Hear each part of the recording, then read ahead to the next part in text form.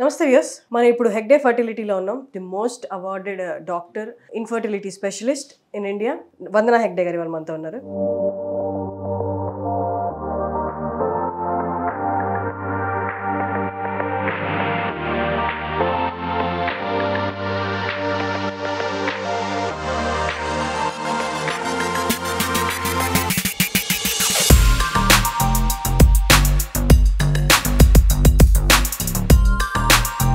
Namaste. Hi, Shri. Namaste. We are the most populated country in the world. Yes. Consider చేస్తే last 10 years నుండి, last decade అని చెప్పొచ్చు, last decade నుండి infertility rate కూడా పెరిగిపోతుంది. ఇప్పుడు fertility problems is similar to cancer. ఎట్లా మాకు cancer, diabetes, all that is increasing. Why?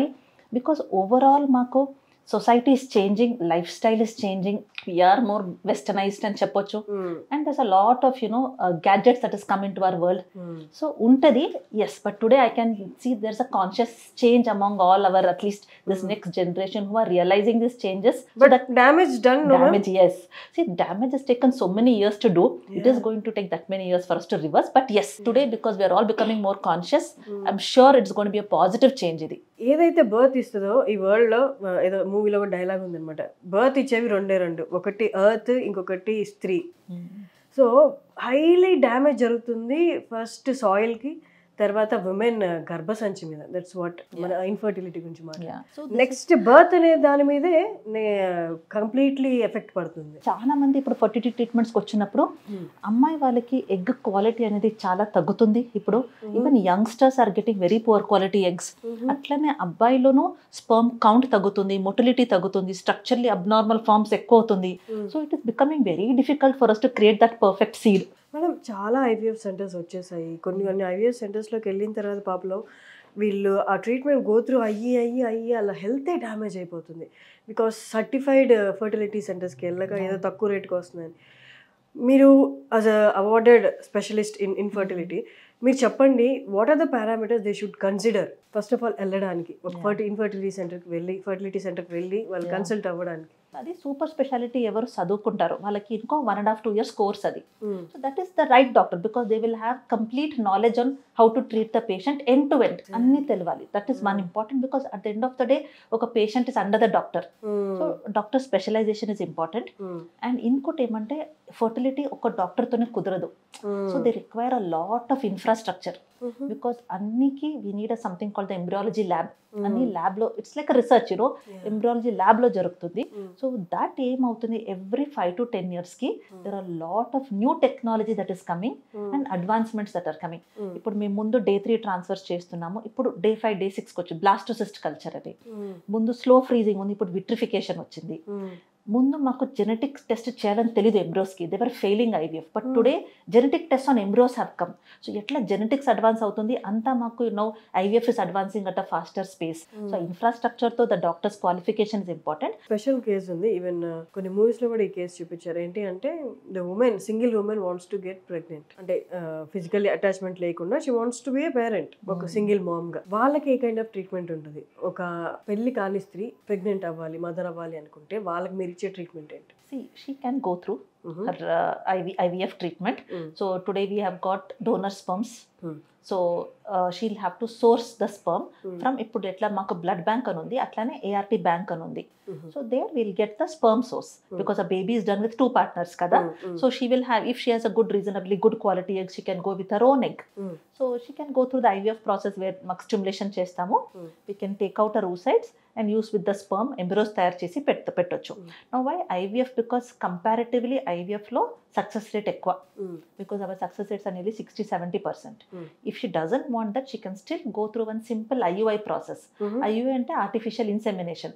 So we just monitor, ఒక అమ్మాయికి ఓవులేషన్ అవుతుంది కదా, ఆ నెలలో ఓవులేషన్ మానిటర్ చేసుకొని we can source the sample from the ART bank and inseminate. Uterus లోపల జస్ట్ శాంపుల్ ని ప్రాసెస్ చేసి మంచి స్పర్మ్స్ ని సపరేట్ చేసుకొని put it in to our uterus. Over that success rates are 10%. So కొన్ని మందికి రిపీట్ చేయాలి పడుతుంది. ఇప్పుడు IUI వెళ్తే ఒక 3 to 6 cycles పడొచ్చు. So usually with in 3 to 6 cycles ఒక 30-40% వాళ్ళు ప్రెగ్నెంట్ అవుతారు. IUI is not successful, they can go for IVF or go for direct IVF. So a single girl can still conceive. Normal girl, job చేసుకునే గర్ల్కి 38 years 37 39 yearsకి pregnant అయితే baby అనేది healthy baby వస్తుందా? లేకపోతే ప్రాబ్లమ్స్ ఏమైనా face చేయొచ్చా baby? 37-38 years girl ఇప్పుడు ప్లాన్ చేసినప్పుడు there is a risk that baby could have genetic problems because of which one pregnancy will get delayed. Abnormal embryos uterus is also little intelligent, it will not implant. Pregnancy వస్తేనో miscarriage అవ్వచ్చు, లేదంటే ప్రెగ్నెన్సీలో 3వ నెల 5వ నెలలో మాకు స్కాన్లో ఏమైనా డిఫెక్ట్స్ కనిపించి we may have to terminate. They can attempt pregnancy, doesn't mean that కంప్లీట్గా అట్లానే అవుతుందని. There is a chance they may have a healthy child. But if any such problems happen, వేరే ప్రాబ్లమ్స్ ఉన్నాయి వాళ్ళకి because of which they are opting for fertility treatments like IVF, then we have got a very beautiful treatment where they can select a very healthy embryo today. So IVF లో మేము ఇప్పుడు egg sperm తీసుకొని lab లో చేసిన తర్వాత we can genetically test that embryo.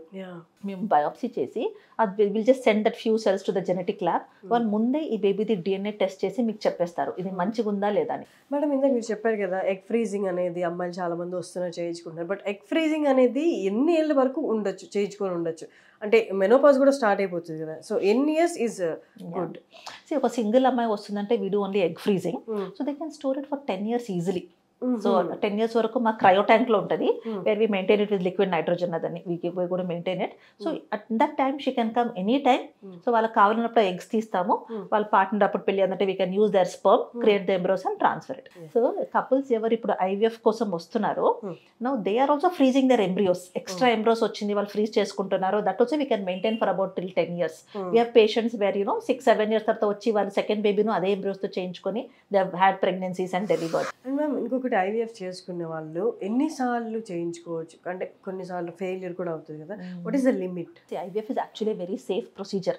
చాలా మంది అడుగుతారు IVF చేయించుకుంటే పిల్లలకి ఏమైనా అవుతుందని, అది థింక్ చేసుకుని వాళ్ళు చాలా లేట్ చేసుకుంటారు. IVF is absolutely safe procedure, not only for the baby, for the mother also. So ideally there are many patients where I have personally done about 7-8 cycles for certain couples to reach their that one baby. So it is very safe, and we have seen other patients undergoing 10 to 12 cycles outside. Because IVF లో ఒక success rate కి sometimes girls are getting very less eggs. So they are the people who will repeated cycles అవసరం పడుతుంది. So there is nothing like a limit, but I would suggest that 6 to 7 cycles is ideal. Beyond that we should see అది worth it లేదని. If you do it very safely, ఇప్పుడు anesthesia ఇవ్వాలి pickup కి, so we should take care of all their issues and do it in a safe way. వాళ్ళకి safe process and nothing like ఇంకా repeated గా చేస్తే అమ్మాయి health ఖరాబ్ అవుతుంది. ఇది ఒక ఫియర్ ఉంది, హార్మోన్ ఇంజెక్షన్స్ అని చాలా అడుగుతారు. మీరు హార్మోన్ ఇంజెక్షన్స్ ఇస్తున్నారు ఏమైనా అవుతుందని. Just want to tell that there is no risk of cancer అదని. దే థింక్ దట్ ఇది ఇస్తే క్యాన్సర్ అవుతుంది, లేదు. ఇన్ఫాక్ట్ ఒక అమ్మాయికి ప్రెగ్నెన్సీ రాలేదంటే infertility, if she is, that itself is a risk factor to get cancer. Hegde fertility మాదాపూర్లో ఉంది. మంత్లీ బేసిస్ ఎంతమంది వస్తుంటారు మేడం ఫర్టిలిటీ రిలేటెడ్ ప్రాబ్లమ్స్ గురించి? We get a lot of patients because మాది 5 branches ఉంది. ఇక్కడ we have one at హైటెక్ సిటీ, ఒకటి మలక్పేట్, కోంపల్లి, సుచిత్రాలో ఉంది, అత్తాపూర్లో ఉంది, మియాపూర్లో ఉంది. So overall if you see, yes we get almost 500 couples approaching monthly. కానీ మాదాపూర్ బ్రాంచ్ హెగ్డే ఫర్టిలిటీ ఏదైతే ఉందో, this is the centre of software companies. అవును. అండ్ ఈ ప్రాబ్లమ్ మెయిన్లీ మనం చూసేది కూడా సాఫ్ట్వేర్ పీపుల్లోనే ఎక్కువ fertility problems. This is the centre of companies అన్నమాట. ఇక్కడ ప్రాబిలిటీ ఎక్కువ ఉంటుంది కదా people reaching you for the help. Yes, see what I would say, software people are little more affordable and they are more knowledgeable. See, that is the reason they approach also little faster. Because అంటే mainly మనకి ఏది source of living food అదే contaminate అయిపోయిన తర్వాత everybody is affected. So I think we should just plan early. ఎందుకంటే environment ది ఏది effect ఉంది కదా, it will affect the longer you're exposing it. So ముందు ఇప్పుడు అమ్మాయిలు చాలా they should get married by 21, 22, finish their family by 25, 26. So that time the exposure to environment damage was less. Environment also was less contaminated. ఇప్పుడు ఇక్కడ contamination ఎక్కువైంది, వాళ్ళు delay చేస్తున్నారు, both men and female. So the effect on gamete is increasing more.